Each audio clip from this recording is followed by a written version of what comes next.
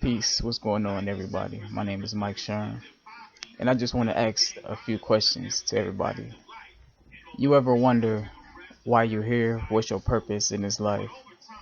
Or you ever wonder why you seem more compatible with certain types of people, but with other ones you don't really seem compatible at all? Or do you ever wonder why you read your horoscope sometime in a newspaper, or you read the description of your sign and it don't sound nothing like you? All right, today what I want to do is I want to answer some of those questions for you, and then I want to show you what you need to do to be able to answer those questions for yourself. Astrology is one of my favorite subjects. I would say probably with the exception of health. Astrology is probably my favorite thing to study and practice.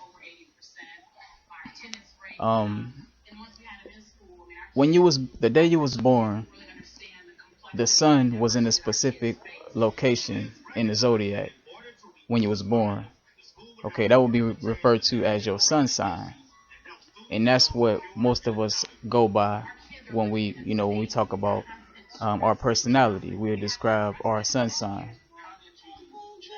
But the thing about it is, you have 9 other planets or heavenly bodies that was in a specific position in the zodiac at that very same exact time that you was born. All right. So, and the thing about that is, depending on which planet you're describing, each one of those planets describe a different part of your personality or a different aspect of your being. Okay, and the 10 together is what make up a complete profile for a person. We call that a birth chart or a birth horoscope. All right, that's a real horoscope. This chart that you see right here, this is actually what a real horoscope look like. This is what a real birth chart look like. You have all of these symbols and all these symbols and glyphs and degree numbers.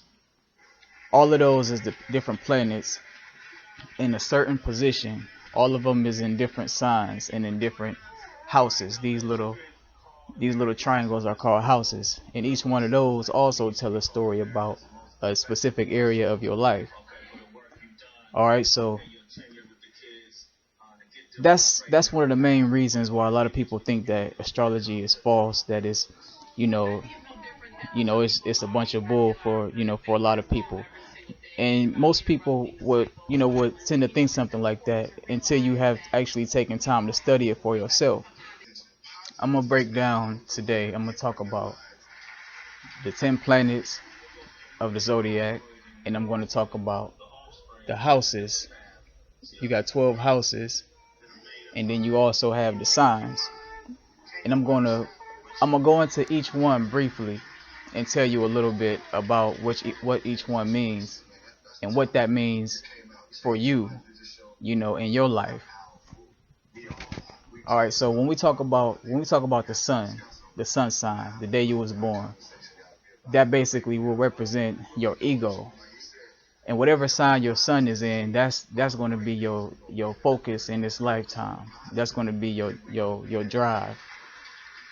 Okay, but the thing about it is, that doesn't tell you about your emotional makeup, the way you think, your love, your love life, where you will have problems. That none of those questions are answered unless and until you go into the rest of these planets I'm gonna talk about. All right, so in your horoscope or your birth chart, you will look at the moon. All right, now this right here is the glyph or the symbol for the moon. Just look like a regular crescent moon. All right, whatever sign your moon is in will describe your emotions. All right, it will describe also your instincts, how you react and how you respond to life, without really thinking. It's like what comes automatic to you. All right, so your sun and your moon could be in different signs, or it could be in the same sign. You can be a Libra, but you can have a moon in Aquarius, and that would give you that will kind of alter your personality. You know what I mean? You won't just be all, just Libra traits. When it comes to emotionally, you will react and respond like an Aquarius. All right, so that's only two. Now we're gonna go down into eight more. Now you can begin to see why it's so complex. Why we all so different. Why you can have four Libras and all of them act totally different. Don't none of them act the same at all, but they will have some similarities based on that sun sign. All right, so the next planet is Mercury. Mercury in your horoscope basically represents your intellect. That's how you think, the way you process information, the way you pass off information, the way you speak. Mercury also basically represents your understanding. All right, so whatever sign your Mercury is in your horoscope, that would describe the way you think. Then we move on to the planet Venus. Venus in astrology represents that's your enjoyment, your pleasure, what you like to do for fun and pleasure and enjoyment. Venus also represents your love life. What type of partner are you drawn to? All right, so you will look to the sign. You will look to the sign position and the house position of your Venus. I'm gonna give you a quick example. My Venus is in the sign of Scorpio in the 12th house. All right, so that's the style that I bring as far as my love life, and that's also what I'm attracted to. Scorpio being a water sign, I'm attracted to women who are intense, who are passionate, also who are in touch with their emotions and not afraid to show how they feel. All right, your Venus might be in an air sign like Gemini or Libra.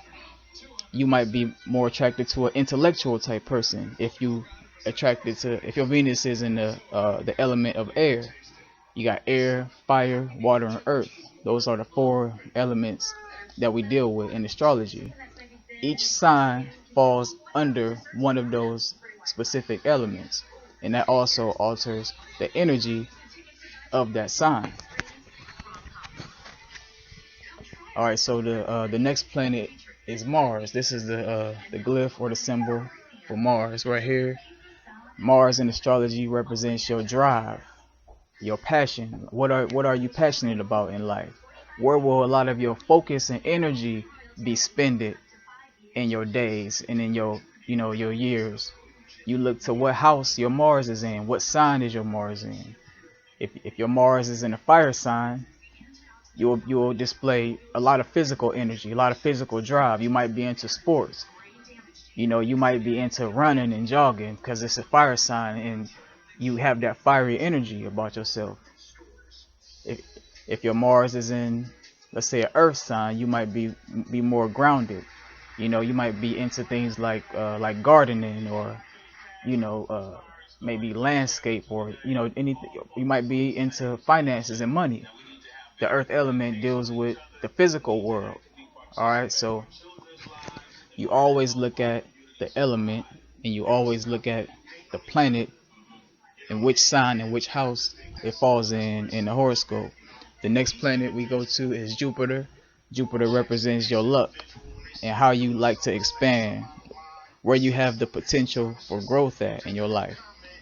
So you would look to the planet Jupiter to find out where are you the most lucky, where you have the most chances at being lucky and growing and being successful. All right. Then the next planet is Saturn. Now Saturn in astrology represents where you will have some limitations at in life, where you're faced with restrictions and obstacles, but you also will become stronger and you'll be able to grow from those experiences. Saturn rules the sign of Capricorn, the sign of diligent hard work. So wherever Saturn is, you're going to have some work to do, but it's not necessarily a bad thing because of what the rewards you will get out of it. And that's what Capricorn is about. Not so much worried about the work that needs to be done, but the reward that you'll receive after the work is complete. All right, so the next planet after Saturn is the planet Uranus, and Uranus rules the sign of Aquarius. Now, this planet rules, it deals with originality, also um, unexpected unexpected things that happen wherever this planet is at. You can be sure to face some kind of, all of a sudden changes to come in that area of your life. I'll give you an example. If you have Uranus in the second house deals with money. It's the house of Taurus, so that means you can always have some, have some changes all of a sudden dealing with your money. It can go up and down unexpectedly. All right, so if you have it in the seventh house, you can that will make the type of person you with in a relationship kind of unpredictable. You can change relationships, just all of a sudden. You can have your relationships, come and go, because the seventh house, the house of Libra, rules your marriage, your partnerships, also your business partnerships as well. All right, the next planet is Neptune. Neptune rules the sign of Pisces, and Neptune is a planet of spirituality. It's also the sign of illusion and being deceived. So wherever you have Neptune at in your horoscope, you have to be careful that you ground it, because you run the risk of being being deceived or being under some kind of illusion. But you also have the potential to grow spiritually, whatever house and sign you have Neptune in. So you can look and see, if you're wondering about your spirituality, you look to the planet Neptune. You want to know about your love life, you look for the planet Venus. All right, and this is how you do it when you want to know more about yourself, about any aspect of your personality. You look to these planets and you see which houses and which signs they fall in. All right, the next one and the final planet is Pluto. Pluto rules Scorpio, and it's the planet of transformation, of rebirth, and also of power. It's a very, very strong energy. So wherever you have Pluto at, you can have a lot of, you can expect to have some growth and transformations in that area of your life. Also, it could deal with some kind of power or power struggles, even when you're dealing with Pluto. That's the energy of Scorpio in the 8th house. All right, and so those is the 10 planets of astrology. Very important for you to, if you want to get into astrology, to learn these symbols. They also called glyphs, and you want to learn these, the symbols of the signs, and then the 12 houses, to get a better understanding, of your life and of your personal journey, in this life. Learn your elemental makeup. What elements are you dominant in? Which elements are you lacking in? You know what I mean? You have if you have an overabundance of earth, the earth element, you can be into money. You can expect to have a lot of lessons in your life dealing with money and finances.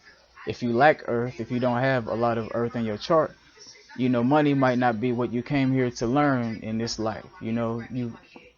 You have to learn how to balance it, because we have to have respect for the material world, but your lessons might be more spiritual if you have a lot of water planets, or intellectual if you have more earth planets. So you always get to know your elemental makeup. All right, so that was just a quick video.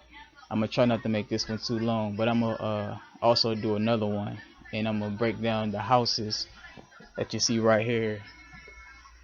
These are the houses, and I'll go into each one briefly and tell you what the houses are, what rules, what planet and sign rules each house, and that way you can get a little bit of a better understanding, of the houses as well as the planets and the signs. All right, hope you enjoyed this video, and I'll be back with the next one soon. Thanks.